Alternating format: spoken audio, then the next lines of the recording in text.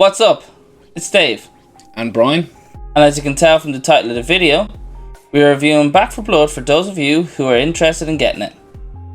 By the end of this video, our intentions are that you'll be more informed about the game.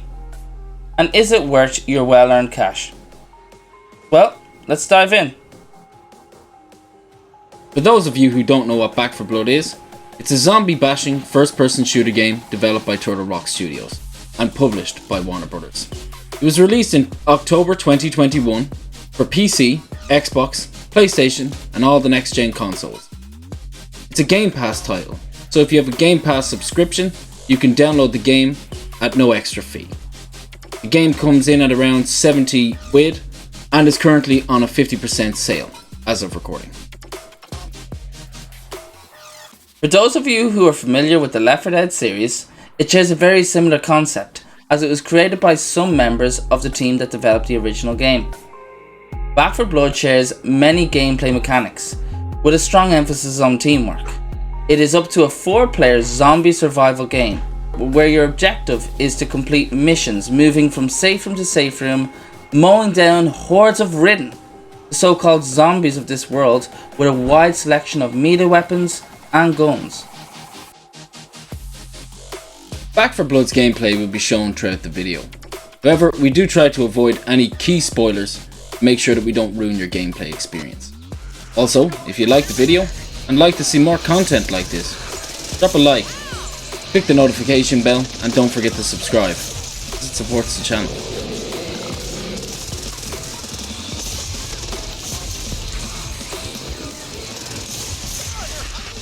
The first area of the review has to be the storyline, as it is a key pillar in which the game stands on. This Back 4 Blood title and gameplay is built on the foundation of its story, as every aspect of the game revolves around this. Back 4 Blood is a thrilling cooperative first-person shooter. You play as one of the 8 current cleaners, the protagonists of this game. You are at the center of a war against the Ridden. These once human hosts of a deadly parasite have turned into terrifying creatures bent on devouring what remains of civilization.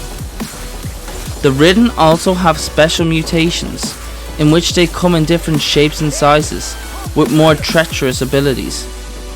With humanity's extinction on the line, it's up to you and your friends to take the fight to the enemy, eradicate the Ridden, and reclaim the world. To avoid any spoilers, I won't be going into any specific details or events in the game. However, it is important to note that the story is ultimately linear. It is composed into 4 acts and played in a mission system. When beginning, you can create a run and choose an act, in which you are given only one continue. Once you run out of continues, it's game over, and the run is compromised. Acts, however, are divided up into small checkpoints where you can change the starting point of your run. When I normally play, I usually prefer the full act. That's just my preference. You are allowed to quit during your run, and it should not count as a continue, and you can continue that run at another time. I am very impressed with Back 4 Blood's map design, mainly because no 2 levels even remotely feel the same. Each level has its own unique objectives, challenges and strategies. For example, the way you play Act 1 is in no way the same as how you play Act 2, 3 or 4. The final thing I'd like to point out, and probably the only issue I have with the story, is that it's not that easy to follow. Now, don't get me wrong, the story is actually very simple and easy to understand. However, I find myself busy deciding what I want to buy in the shop, or just get myself out of trouble, rather than listening to some dude in the background. There are a few cinematic cutscenes throughout all the acts, and that helps guide our understanding of it. But we all know what we are very guilty of doing, myself included. It gives us the option to skip these cutscenes, and I understand myself and you guys probably just want to get in there, kill some zombies. However, sometimes watching or listening to these cutscenes can help us understand what's actually going on, or even what our mission is.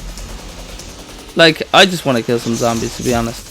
My advice, however, Work your way up through the difficulties in the campaign and understand the levels and the story before moving forward. Overall, I am very happy with Back 4 Blood's story and the simplicity of it. The focus is in the right place for me, chopping up the ridden and exploding some big dudes. Well, should I say tall boys? It sounds more fitting, doesn't it?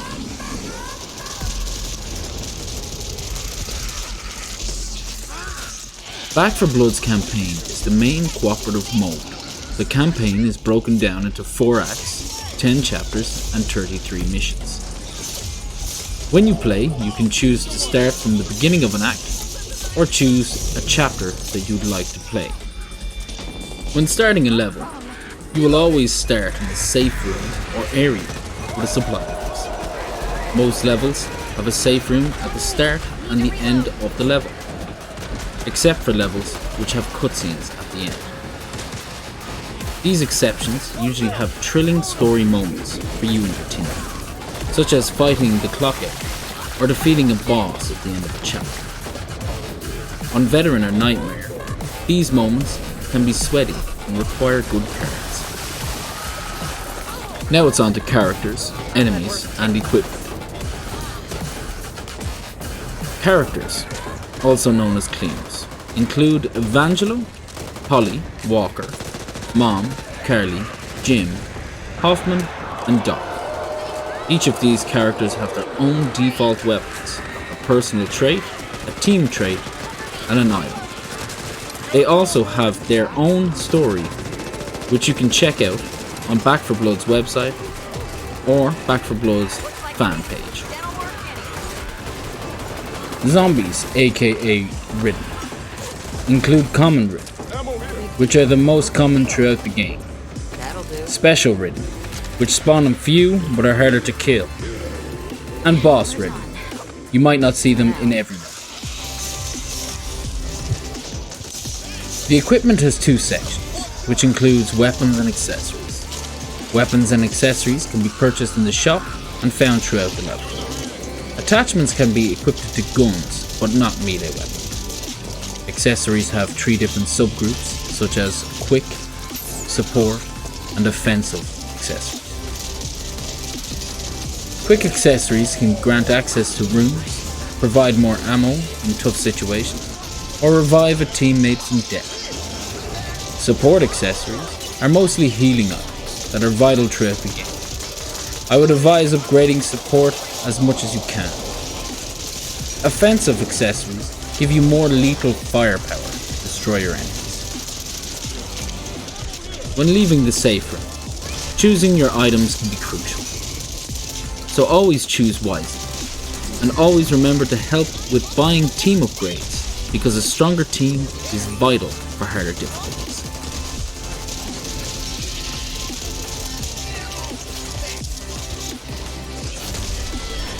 Replayability and fun factor are going to be placed together, as it's the pleasure that you get that drags you back to play some more. Back 4 Blood has a unique style on replayability. The game is designed to have a linear storyline, so replayability usually comes as a challenge to most of these type of games. In most Call of Duty campaigns, for me anyway, I enjoy playing it once, but that's about it. Linear campaigns usually have this issue. The maps are always going to have the same layout and the same overall objectives, and this normally poses a problem for replayability. However, Back 4 Blood has 3 significant changes to solve this problem. Number 1. Player cards. Before starting a game, you can create a deck of cards. Originally, there is only a standard deck, however within menus, you can choose which cards you would like to use. There are many cards, and each will influence your player's stats and abilities. At the beginning of every level, you will get to choose which deck you will use. There are almost an infinite number of combinations you can choose from, whether you wish to focus on speed, stamina, grenade damage, use speed, healing, or many more. The card system deserves its own video, to be honest. My usual deck is built for stamina, melee weapons, shotgun, and movement speed, and I sacrifice my ADS, my aim down sight, for faster melee and also more damage resistance. This deck strategy, however, is just not compatible with Act 4. These cards broaden the experience for players, and the choice is yours. Number 2. Corruption cards. Corruption cards are random cards that are chosen at the beginning of the level, which impact the game or set an additional challenge. On higher difficulties, more of these cards will be applied. Most cards may include armor on the enemies to make them more durable, or even a toxic gas in the air that will slowly deplete your health, or spawning a boss mid-game.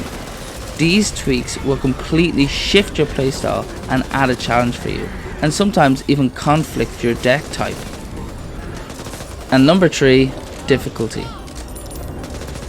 There is a significant jump in the difficulty settings. There are 3 settings: Recruit, Veteran, and Nightmare. There is talk of a new difficulty higher than Nightmare coming in on our next content update on April 12th. Recruit, being the lowest difficulty, is a good place to start, especially when getting used to the campaign and developing strategies. On Veteran, it is no walk in the park, especially not knowing the levels. For example, sometimes there are endless hordes that you just gotta keep making progress moving forward until you get to a certain point. Getting stuck in one of these hordes on Veteran will drain your health and supplies. But just be careful on Nightmare, guys. Be prepared to be thrown the kitchen sink. Ridden have a lot more health and take more damage, and there are more corruption cards on the table. I'm just going to remind you once more, it's not like most games where you can just do the highest difficulty straight away and just adapt to it. The best way on attempting to do Nightmare is by doing Veteran first, by learning the levels, working up from the lower difficulties. This experience will help you in the long run. Overall, I see a lot of replay value in Back 4 Blood, as the game can screw you up in so many ways.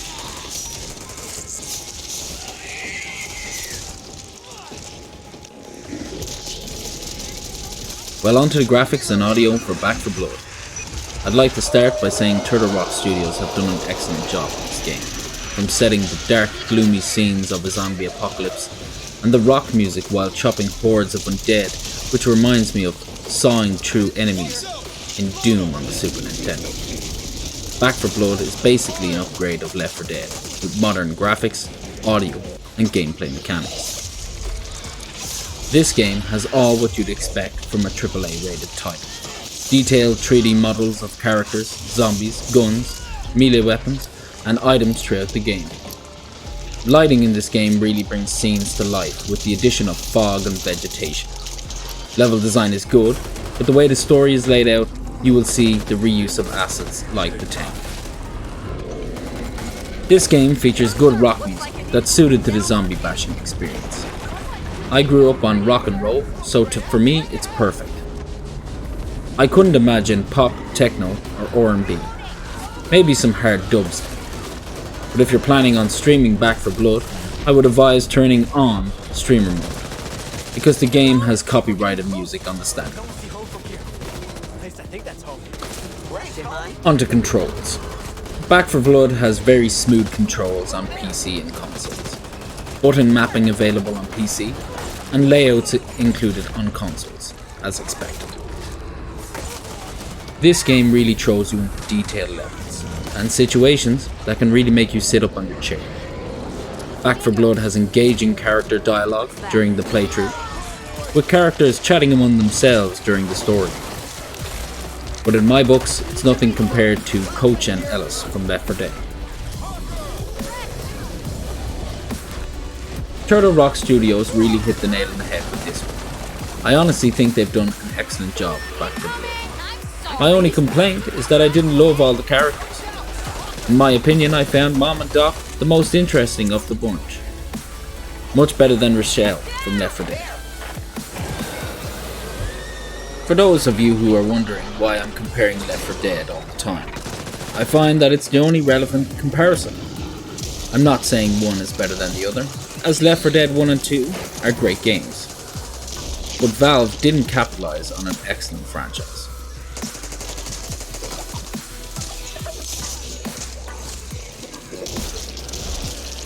In terms of content, I will be focusing on the additional features that are in the game, as well as the future content updates. I am happy to announce that the first Back 4 Blood extension is on its way and coming on April 12th. Unfortunately, content will be the area I am possibly most critical, as there has not been any major new content or gameplay since release in October 2021. Aside from completing the campaign and slicing up zombies, Back 4 Blood has set a few additional features to keep the community going. When completing a mission, you earn an in-game currency called supply points. The higher the difficulty, as well as the more that survive in the end, will determine how much supply points you will earn. With the use of these supply lines, you are allowed to trade them in for rewards. In here, some items are customizations, while others are additional cards which will affect your gameplay.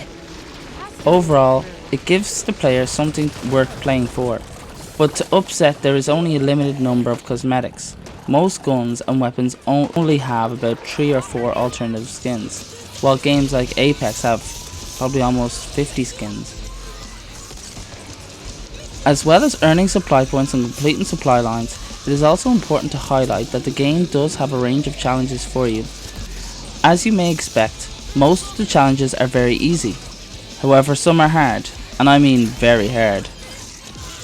One of the achievements is to complete the game on Nightmare difficulty as a specific cleaner, which means to get them all, you need to complete the game with all the cleaners separately, and there's 8 cleaners. However, with challenges with a higher difficulty, the rewards are going to be much better. Normal awards may earn you cosmetics or cards, but these challenges will give you what outfit for a specific cleaner. In terms of new content, this is probably where I'm most upset about. The developers really need to update their community with more news. The game was released with an annual pass in October 21. However, upon release, there was so many bugs that Back 4 Blood were keen on fixing. And yes, there was a good amount of progress made here. There were some additions, like mixing up the bot characters with alternative cleaners, major bugs, the introduction of streamer mode, as well as an offline mode and private lobbies. Overall, I do believe they have made a lot of progress. But a major content update is overdue. However, it is arriving on April 12th, 2022 as Tunnels of Terror, bringing in a new campaign, new cleaners, and brand new cards and cosmetics. And that will be for another video. To sum it all up, we are very happy with the game, and we would highly recommend this whether you're a solo player who likes to play by themselves, or if you want to play with a group of friends. Either way, you can always come onto this game and you can have some fun. We hope by now that you know whether this game is for you or not. And just a little reminder at the end of the video, if you haven't already thought about this, if you liked this review and if you found this helpful, give us a like, hit the notification bell, and also subscribe to see more of our videos in the future. Now gamers, that's all for now, and hope you enjoy the rest of the gameplay in the video. Till next time folks.